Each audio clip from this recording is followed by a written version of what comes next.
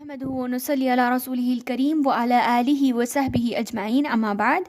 السلام علیکم ورحمۃ اللہ وبرکاتہ۔ گزشتہ ویڈیو میں ہم لوگوں نے سورۃ التکاثر کا ترجمہ اور تفسیر سیکھا تھا۔ چلیے آگے بڑھتے ہیں سورۃ القاریعہ کی طرف۔ اس ویڈیو کو اینڈ تک غور سے ضرور دیکھیے گا کیونکہ یہ سورہ بہت بہترین سورہ ہے جو ہو سکتا ہے ہماری زندگیاں تبدیل کر دے، کیونکہ اللہ رب العالمین نے اس سورے میں مرنے کے بعد دوبارہ اٹھائے جانے والی زندگی پر مختصر طور پر روشنی ڈالی ہے۔ سورۃ القاریعہ مکی سورت ہے اور اس میں 11 آیتیں ہیں۔ قاریعہ قیامت کے ناموں میں سے ایک نام ہے۔ جیسے اللہ رب العالمین نے قرآن کریم میں قیامت کے کئی نام ذکر کیے ہیں۔ کبھی اللہ نے قیامت کو حاقہ کہا تو کہیں طامہ، تو کہیں ساقہ اور کہیں غاشیہ، کہیں ساعۃ اور کہیں واقعہ۔ اللہ تعالیٰ نے قیامت کے کئی نام بتائے جن میں سے ایک نام القاریعہ ہے۔ قاریعہ کا معنی ہوتا ہے کھڑکھڑا دینے والی۔ کھڑکھڑا دینے والی کا مطلب یہ ہے کہ جیسے یہ قیامت کی ہولناکی ایسی ہوگی کہ انسان کے دلوں کو، اس کے دشمنوں کو، جہنمیوں کو اس کی وجہ سے ان کے دل گھبرا جائیں گے، خبردار ہو جائیں گے۔ بالکل اس طریقے سے جیسے ایگزامپل، آپ گھر میں بیٹھے ہوئے ہیں اور اچانک آرام سے بیٹھے ہوئے ہیں اور اچانک کسی نے دروازے پر زور سے مارا یا کھٹکھٹایا تو آپ کیسے پریشان ہو جائیں گے اچانک۔ بالکل اسی طریقے سے انسان کے دلوں کو ہلا دینے والی ہوگی۔ تو اسی کا اللہ تعالیٰ نے یہاں پر ذکر کیا۔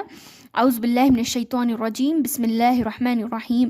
القاریعہ، کھڑکھڑا دینے والی۔ ملقاریعہ، کیا ہے کھڑکھڑا دینے والی؟ وما ادراک ملقاریعہ، اور تمہیں کیا معلوم کہ یہ کھڑکھڑا دینے والی کیا ہے؟ دیکھیے اللہ رب العالمین جب کوئی چیز کا سوال بار بار کرتا ہے تو اس کا مطلب یہ ہے کہ اللہ تعالیٰ سب کا اٹینشن وہاں پر گریب کرنا چاہتا ہے۔ اللہ تعالیٰ چاہتا ہے کہ اس بات کو، اس کا جواب جو ہے غور سے انسان سنے۔ اور ایک بہت اچھی ٹیکنیک ہے جو ہم یہاں اللہ تعالیٰ نے ہمیں اس میں سکھائی ہے کہ اگر بار بار کسی سے سوال پوچھا جائے تو سب انسان اس پر اٹینشن آ جاتا ہے ان کو، اور سوچنے لگتے ہیں کہ ہاں یہ کیا ہو سکتا ہے، اور اس کے بعد اللہ تعالیٰ جب جواب دے گا تو سب لوگ غور سے سنیں گے۔ تو یہ ایک اسلوب ہے قرآن کا۔ تو اللہ تعالیٰ نے کہا القاریعہ، کھڑکھڑا دینے والی، تمہیں ملقاریعہ، کھڑکھڑا دینے والی کیا ہے؟ ماں کیا کے لیے یوز کیا گیا ہے۔ وما ادراک ملقاریعہ، اور تمہیں کیا معلوم کہ کھڑکھڑا دینے والی کیا ہے؟ اب اللہ تعالیٰ اس کا جواب دے رہا ہے۔ یوم یکون الناس کالفراش المبثوث، یوم دن کو کہا جاتا ہے، ناس لوگ، یکون ہو جانا۔ یوم یکون الناس، جس دن لوگ ہو جائیں گے، کالفراش المبثوث، بکھرے ہوئے پروانوں کی طرح۔ دیکھیے پروانے، اب جیسے کسے کہا جاتا ہے، فراشن کا مطلب ہوتا ہے جو چھوٹے پرندے ہوتے ہیں جو شمع کے پاس، یعنی جو لائٹ کے پاس منڈرا رہے ہوتے ہیں، اور پتہ نہیں کیوں ان کو وہ روشنی اچھی لگتی ہے اور اسی کے پاس وہ لوگ منڈراتے رہتے ہیں، یہاں تک کہ اسی کی وجہ سے ان کی موت ہو جاتی ہے، اور مرنے کے بعد اتنی ساری ان کی لاشیں بکھری پڑی ہوتی ہیں۔ یہی نظارہ، یہی منظر اللہ یہاں کھینچ رہا ہے۔ لوگوں کی لاشیں ایسی ہو جائیں گی کالفراش المبثوث، بکھرے ہوئے پروانوں کی طرح۔ اللہ اکبر۔ وَتَكُونُ الْجِبَالُ كَالْعِهْنِ الْمَنْفُوشِ، اور پہاڑ ہو جائیں گے دھنی ہوئی روئی کے مانند۔ اللہ اکبر۔ پہاڑ جو اللہ تعالیٰ کی سب سے مضبوط ترین مخلوق ہے، جس کو اللہ تعالیٰ نے ساری زمین کے لیے میخ کے مانند سہارا دیا ہے، وہ پہاڑ جس کو کوئی انسان جتنی بھی وہ آلہ بنا لے، جتنے بھی بہترین ٹیکنالوجی یوز کر لے، اسے ہلا نہیں سکتی، ویسے پہاڑوں کو بھی اللہ تعالیٰ قیامت کے دن روئی بنا کر اڑا دے گا۔ اب اللہ تعالیٰ آگے اس کے انجام کے بارے میں بھی بتا رہا ہے کہ اس دن جو انسانوں کی دو گروپس بنیں گی اعمال کے اعتبار سے، وہ کیسی ہوں گی۔ فَأَمَّا مَنْ ثَقُلَتْ مَوَازِينُهُ، فَأَمَّا، پس رہے وہ لوگ، مَنْ ثَقُلَتْ، جس کے بلٹے، موازین یہ اصل میں پلورل فارم ہے میزان کا۔ میزان کا معنی ہوتا ہے ترازو، جس میں نام اعمال تولے جائیں گے۔ یہ اسپیشل ایک آلہ ہوگا تولنے والا، جس میں اللہ اللہ تعالیٰ تولے گا نام اعمال کو تو وہ انسان جن کے پلٹے بھاری ہوں گے. ثقل کا مطلب ہوتا ہے وزن ہونا، بھاری ہونا، وزنی ہونا. فَأَمَّا مَنْ ثَقُلَتْ مَوَازِينُهُ، بس رہے وہ لوگ جن کے پلڑے وزنی، فَهُوَ فِي عِيشَةٍ رَاضِيَةٍ، تو اپنی من پسند زندگی میں ہوگا. راضیۃ من پسند، اس کی خواہش کے مطابق. عیشۃ زندگی، فی میں یعنی انسان جس کے پلڑیاں وزنی ہوں گی، یعنی اتنی نیکیاں اس نے کی ہے اپنی زندگی میں کہ اس کی نیکیوں کی وجہ سے جب اللہ تعالیٰ تولے گا تو وزن زیادہ آئے گا نیکیوں کا. ایسے انسان کے لیے گرچہ ایک مومن کے لیے یہ جو دنیا ہے بہت مشکلات سے گھری ہے، ان لوگوں کے بیچ میں، گناہوں کے بیچ میں رہ کر بھی گناہوں سے بچنا، اپنے آپ کو گناہوں سے بچانا، دنیا کے ساتھ آخرت کی طلب کرنا اور آخرت کے لیے جی توڑ محنت کرنا بہت کم لوگوں کے لیے میسر ہے. اللہ رب العالمین نے ان لوگوں کے لیے فرمایا کہ ہو سکتا ہے یہ دنیا تمہارے لیے مشکل ہو، لیکن وہ قیامت کے بعد کی جو زندگی ہے وہ تمہاری من پسند ہوگی. اللہ تعالیٰ نے وعدہ کیا.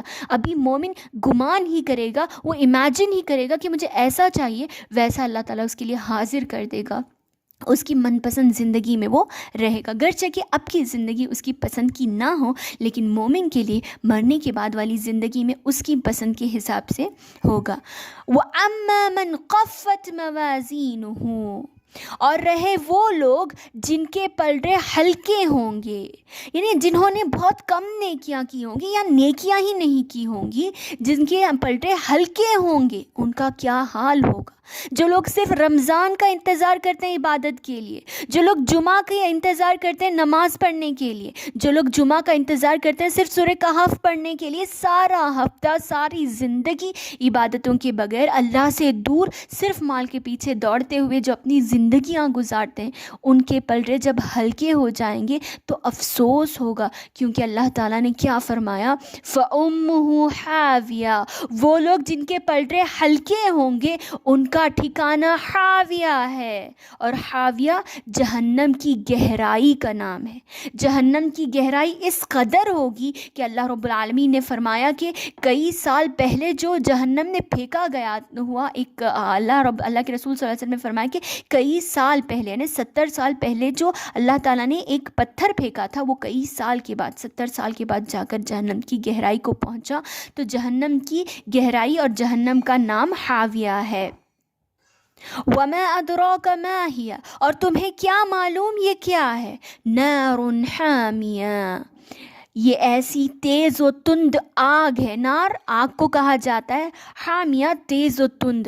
یعنی اللہ رب العالمین نے اس کو اس قدر بھیانک اور ہولناک بنایا ہے کہ بخاری اور مسلم کی حدیث میں اللہ کے رسول صلی اللہ علیہ وسلم فرماتے ہیں کہ یہ جو دنیا کی آگ جسے تم استعمال کرتے ہو، یہ آگ صرف اس کا 70واں حصہ ہے، جہنم کی آگ کا 70واں حصہ ہے. گویا کہ 69% زیادہ جہنم کی آگ خطرناک اور سب سے زیادہ بھیانک ہوگی. اللہ کے رسول صلی اللہ علیہ وسلم ایک اور حدیث میں فرماتے ہیں کہ آگ نے، جہنم نے اللہ رب العالمین سے شکایت کی کہ اے اللہ تو نے مجھے اتنا سخت گرم اور اس قدر بھیانک بنایا ہے کہ خود میرا ایک حصہ دوسرے حصے کو کھا رہا، اتنی گرمی مجھے خود ہو رہی. یہ کون کہہ رہا ہے؟ جہنم اللہ تعالیٰ سے شکایت کر رہی ہے. تب اللہ تعالیٰ فرماتا ہے کہ اللہ تعالیٰ جہنم کو 2 سانسیں اللہ تعالیٰ نے عطا کی کہ جب وہ ایک سانس لیتی ہے تو دنیا میں ٹھنڈ کا موسم ہو جاتا ہے اور انسان ٹھنڈی کی وجہ سے اکڑ جاتے ہیں. اور جب جہنم سانس چھوڑتی ہے تو ساری دنیا میں گرمی کی وجہ سے انسان پریشان ہو جاتے ہیں، کہیں کی تو موت بھی ہو جاتی ہے. اس قدر بھیانک جہنم کی صرف سانسیں ہیں جو دنیا میں چل رہی ہیں. تو سوچئے کہ جہنم میں جب جائیں گے تو اس وقت کیا حال ہوگا. اللہ تعالی ہماری اس سے حفاظت کرے. ایک اور حدیث میں اللہ کے رسول صلی اللہ علیہ وسلم نے فرمایا کہ جب گرمی زیادہ سخت ہو تو تم نماز کو ٹھنڈی کر کے پڑھ لیا کرو، اس لیے کہ گرمی کی شدت جہنم کے جوش کی وجہ سے ہے. اس سے بھی ہمیں معلوم ہوتا ہے کہ جو گرمی میں زیادہ جب گرمی ہوتی ہے تو یہ جہنم کے سانس چھوڑنے کی وجہ سے، اس کے جوش مارنے کی وجہ سے ہوتی ہے. یا ارحم الراحمین، ہم تمام کو تو جہنم کی آگ سے ہماری حفاظت فرما، ہمیں جنت الفردوس نصیب کر. آمین ثم آمین.